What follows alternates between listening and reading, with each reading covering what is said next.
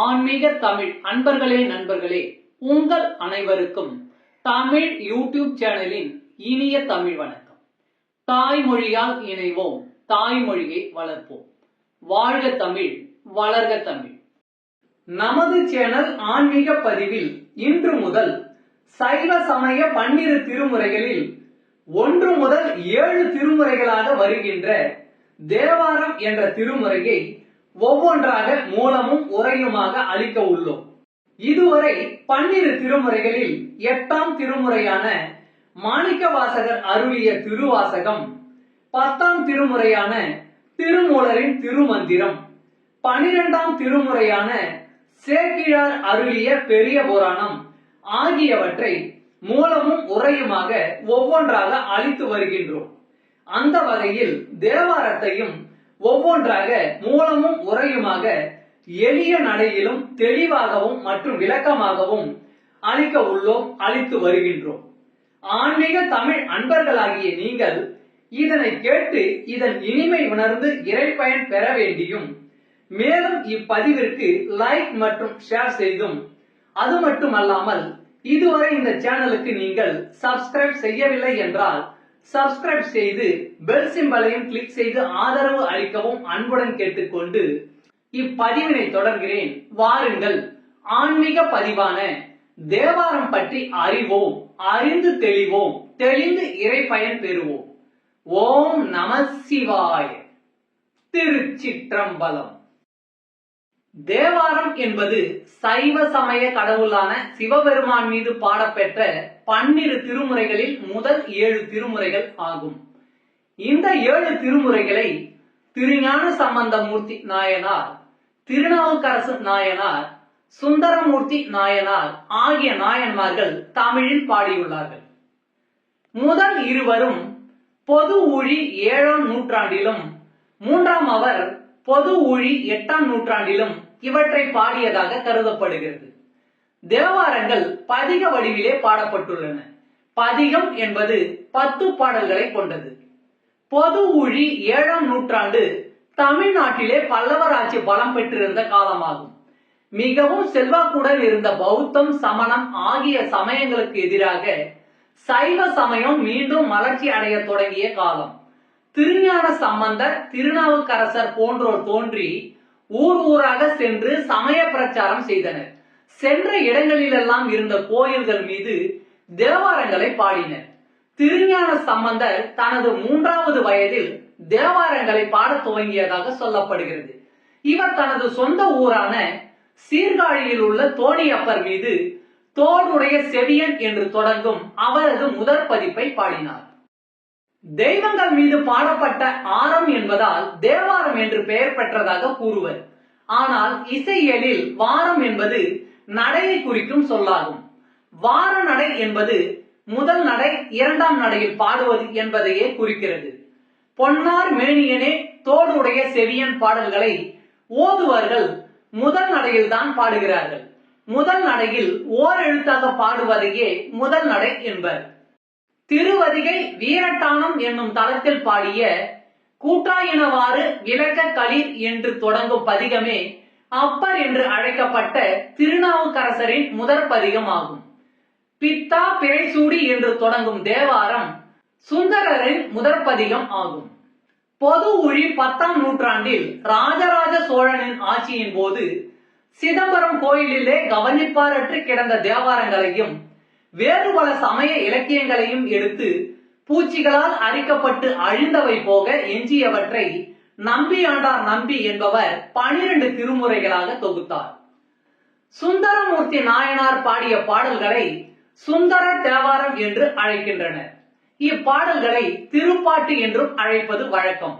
இப்பாடல்களை 12 திருமுறைகளிலும் தேவாரத்திலும் இணைத்துள்ளார்கள். இவர் சிவபெருமான் மீது பாடிய பாடல்கள் 38,000 என்று கூறுகின்றனர். இவை பண்களோடு அமைந்துள்ளன. அதனால் பண் சுமந்த பாடல்கள் என்றும் கூறுகின்றனர். இவற்றில் 100 பதிகங்கள் கிடைத்துள்ளன. அவற்றில் 17 பண்கள் இடம்பெற்றுள்ளன. தேவாரங்களில் செந்துருத்தி பண் கொண்டு பாடியவர் இவரே. தேவாரங்களை பாடிய மற்ற இருவரான ஞான சம்பந்தரும் நாவுக்கரசரும் இந்த பண்ணில் பாடல்களை பாடவில்லை. சுந்தரர் அருளிய திருப்பதிகங்களை திருப்பாட்டு என்று அழைப்பது மரபு. இவர் அருளியவை 38,000. அவற்றில் கிடைத்த பதிகங்கள் 101 மட்டுமே. பண் வாரியாக திரட்டி 1 முதல் 7 திருமுறையாக அடைவு செய்துள்ள முறை முதலாவது ஆகும். இது பன்முறை எனப்படும். தேவார ஆசிரியர் மூவருள் இயலிசை தமிழாகிய திருப்பதிகங்களை முதலில் அருளி செய்தவர் திருஞான சம்பந்தர். ஆதலின் அவர் அருளிய திருப்பதிகங்கள் முதல் 3 திருமுறைகளாகவும், அவர்தம் எழுதகை நண்பராய் விளங்கிய திருநாவுக்கரசர் அருளிய திருப்பதிகங்கள் 4ஆம் திருமுறை, 5ஆம் திருமுறை, 6ஆம் திருமுறை என 3 திருமுறைகளாகவும், இவ்விரு பெருமக்களும் வாழ்ந்த காலப்பகுதியை ஒட்டி சில ஆண்டுகள் பிற்பட்டு தோன்றிய நம்பியூரார் ஆகிய சுந்தரமூர்த்தி சுவாமிகள் அருளிய திருப்பதிகங்கள் 7ஆம் திருமுறையாகவும் தொகுக்கப்பட்டன. இப்பெருமக்கள் மூவருள் முறையே ஒவ்வொருவரும் அருளி செய்த திருப்பதிகங்களில் அமைந்த பண்களை வகைப்படுத்தி ஒவ்வொரு பண்ணுக்கும் உரிய திருப்பதிகங்களையும் 7 திருமுறைகளாக வகுத்தெழுதியது பழைய முறை ஆகும். திருத்தலங்கள் வாரியாக மூவர் பாடல்களை தொகுத்து அடைவு செய்த முறை 2வது ஆகும். இது அடங்கன் முறை எனப்படும். மூவரில் ஒவ்வொருவர் பதிகங்களையும் தனித்தனியாக வைத்து தலங்கள் வாரியாக தொகுத்து அடைவு செய்த முறை 3வது ஆகும். இது தலமுறை எனப்படும். தலமுறை என்பது கோயில், திருவேட்களம் முதலாக திருப்பதிக கோவையர் குறித்த முறையொட்டி தேவார பாடல் பெற்ற திருத்தலங்களை எல்லாம் தில்லை பெருங்கோயில் முதலாக வரிசைப்படுத்தி அத்தலங்களுக்குரிய தேவார பதிகங்களை முற்குறித்த 7 திருமுறை பாகுபாட்டிற்கு ஏற்ப முறைப்பட சேர்த்து அமைத்த முறையாகும். பெரிய புராணத்தில் மூவரின் வரலாறு சேக்கிழார் கூறும்போது, இன்னப்பதிகம் ஊர் எல்லையில் இறைவன் திருமுன் வலம் வரும்போது பாடப்பெற்றது என்று கூறி வருவதை அறியலாம். அதன்படி தேவாரம் பாடப்பெற்ற காலமுறைப்படி ஒரு தொகுப்பு இருந்தது என்று உறுதி செய்யலாம். சோழர் வரலாற்றில் அக்குறிப்பு உள்ளது. அதற்கு பாடியவாறு என்று பெயர். தலமுறை பன்முறை வகைகளில் பன்முறைமையே பழைய ஏட்டுச்சுவடிகளில் இடம்பெற்றுள்ளது. மூவர் தேவார பதிகங்களை 7 திருமுறைகளாக பகுத்து வழங்கும் திருமுறை பகுப்புக்கு அடிப்படையாக அமைந்தது இப்பன்முறைமையே என கருதல் பொருந்தும். பன்முறைமையாகிய இதனை ஆதாரமாக கொண்டு நோக்கினால்தான் மூவர் திருப்பதிகங்களையும் முதல் 7 திருமுறைகளாக பகுத்து வழங்கிய நம் முன்னோரது பகுப்பு இனிது விளங்கும். தேவார திருப்பதிகங்களை தலமுறையில் அமைத்து பயிலும் வழக்கம் பிற்காலத்தில் தோன்றியதெனவே கருத வேண்டியுள்ளது. மூர்த்தி தலம், தீர்த்தம் என்பவற்றை முறையே கண்டு வழிபடும் விருப்புடைய சிவநேச செல்வர்கள் தாம் வழிபட விரும்பிய ஒவ்வொரு தலத்திற்கும் அமைந்த தேவார திருப்பதிகங்கள் முழுவதையும் நாள்தோறும் முறையே பாராயணம் செய்ததற்கு ஏற்ற வண்ணம் முறைப்படுத்தப்பெற்றதே இத்தலமுறை பகுப்பாகும். இப்பகுப்பு தில்லை பெருங்கோயிலை முதன்மை திருத்தலமாக கொண்டு அமைந்திருப்பது தேவார ஆசிரியர் மூவர் திருவுள்ளத்திற்கும் ஏற்புடையதாகும். இது சிவத்தலங்கள் எல்லாவற்றிற்கும் முதலில் வைத்து போற்றத்தகும். சிறப்புடைய திருத்தலம் என்ற நோக்கத்துடன் தில்லை பெருங்கோயிலை பற்றி அம்மூவரும் உளமோந்து பாடிய திருப்பாடற் குறிப்புகளால் நன்கு புலனாகும். இக்குறிப்பினை விளக்கும் முறையில் கோயில், திருவேட்களம், நெல்வாயில், கழிப்பாலை என தொடங்கும் திருப்பதிகை கோவை அமைந்திருத்தல் அறியத்தக்கதாகும்.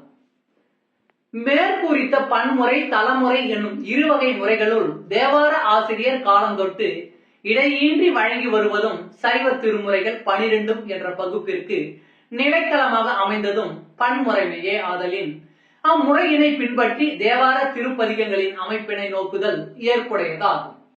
தேவார பாடல்களின் எண்ணிக்கையும் திருமுறை பாடியவர்களும். 1ஆம் திருமுறை திருஞான சம்பந்தமூர்த்தி நாயனார் பாடல்கள் 1469. 2ஆம் திருமுறை திருஞான சம்பந்தமூர்த்தி நாயனார் 1331 பாடல்கள். 3ஆம் திருமுறை திருஞான சம்பந்தமூர்த்தி நாயனார் 1358 பாடல்கள். 4ஆம் திருமுறை திருநாவுக்கரசு நாயனார் 1070 பாடல்கள். 5ஆம் திருமுறை திருநாவுக்கரசு நாயனார் 1015 பாடல்கள். 6ஆம் திருமுறை திருநாவுக்கரசு நாயனார் 981 பாடல்கள். 7ஆம் திருமுறை சுந்தரமூர்த்தி நாயனார் 1026 பாடல்கள். மொத்தம் 8227 பாடல்கள் இதில் அமைந்துள்ளன. பண் அமைத்தவர் என்று பார்த்தால் இப்பொழுதுள்ளபடி தேவார பாடல்களுக்கு பண் அமைத்து கொடுத்தவர் ராசேந்திர பட்டணத்திலிருந்து ஒரு பெண்மணி என்று உவே சாமிநாத ஐயர் குறிப்பிடுகிறார். தேவார காலத்து இசைக்கருவிகள் என்று பார்த்தால் யாழ், வீணை, குழல், கிண்ணரி, கொக்கரி, சச்சரி, தக்கை, முழவம், மொந்தை, மிருதங்கம், மத்தளம், தமருகம், துந்துபி, குடமுழு, தத்தகளம், முரசம், உடுக்கை, தாளம், துடி, கொடுக்குட்டி முதலியன. இவற்றுள் பல பண்டை காலம் முதலே தமிழகத்தில் இருந்தவை. தேவாரத்தில் காணப்படும் பெரும்பாலான பண்கள் தமிழ்நாட்டிற்கு உரியவை. அவை பண்டை இசை நூல்களில் கூறப்பட்ட இசை நுணுக்கம் பொருந்தியவை. அப்பண்களில் சில சிலப்பதிகாரத்தும் காணலாம். பல்லவ பேரரசர் காலத்தில் தமிழ்நாட்டில் தமிழ் பண்களும் தமிழ் இசையும் களி நடனம் புரிந்தன என்பதற்கு திருமுறைகளே ஏற்ற சான்றாகும். இவ்வளவு அருமையும் பெருமையும் நிறைந்த இறைப்பாடலான தேவாரம் திருமுறையை நாமும் அறிந்து கொள்வோம் வாருங்கள். சைவ சமய திருமுறைகளில் முதல் திருமுறையான தேவாரம் திருஞான சம்பந்த பெருமான் அருளி செய்த திருக்கடைக்காப்பு. பண் நட்டப்பாடை. தலம் திருக்காட்டுப்பள்ளி. பாடல் 11. திருச்சிற்றம்பலம். பொன்னியல் தாமரை நீலம் நெய்தல் போதுகளார் பொலிவெய்து பொய்கை கண்ணியர் தாங்குடை காட்டு பள்ளி காதலனை கடற்காழியர் கோன் துண்ணிய இன்னிசையாற்றுதைந்து சொல்லிய ஞான சம்பந்தன் நல்ல தன்னிசையார் சொன்ன மாலை 10 தாங்க வல்லார் புகழ் தாங்குவாரே. பொன்னியல் தாமரை நீலம் நெய்தல் போதுகளார் பொலிவெய்து பொய்கை கண்ணியர் தாங்குடை காட்டு பள்ளி காதலனை கடற்காழியர் கோன் துண்ணிய இன்னிசையாற்றுதைந்து சொல்லிய ஞான சம்பந்தன் நல்ல தன்னிசையார் சொன்ன மாலை 10 தாங்க வல்லார் புகழ் தாங்குவாரே. திருமகள் வாழும் தாமரை நீலம் நெய்தல் ஆகிய மலர்களால் பகலும் இரவும் பொலிவெய்தும் பொய்கைகள் திருக்காட்டுப்பள்ளியில் மிகுதியாக உள்ளன. அக்குளங்களில் கன்னி பெண்கள் குடைந்தாடுகின்றனர். அவ்வூரை விரும்பும் இறைவனை கடல் சூழ்ந்த காழி மாநகர் தலைவனாகிய ஞான சம்பந்தன் பொருந்திய இன்னிசை கூட்டி சொன்ன இத்திருப்பதிக பாடலாகிய மாலை 10 மனத்திடை தரிக்க வல்லவர் புகழ் எய்துவர். அன்பு ஆன்மீக தமிழ் அன்பர்களே, நண்பர்களே, இவ்வீடியோ பதிவினை கேட்டு இன்புற்று ஆதரவு அளித்த அனைத்து தமிழ் உள்ளங்களுக்கும் எங்கள் உள்ளம் கனிந்த நன்றி. மேலும் இப்பதிவு உங்களுக்கு பிடித்திருந்தால் லைக் மற்றும் ஷேர் செய்தும், இதுவரை இந்த சேனலுக்கு நீங்கள் சப்ஸ்கிரைப் செய்யவில்லை என்றால் சப்ஸ்கிரைப் செய்து பெல் பட்டனையும் அழுத்தி ஆதரவு அளிக்கவும் அன்புடன் கேட்டுக்கொள்கிறோம். மிக்க நன்றி. அடுத்த பதிவில் உங்களை விரைவில் சந்திக்கும் வரை உங்களிடமிருந்து விடை பெறுவது தமிழ் யூடியூப் சேனல்.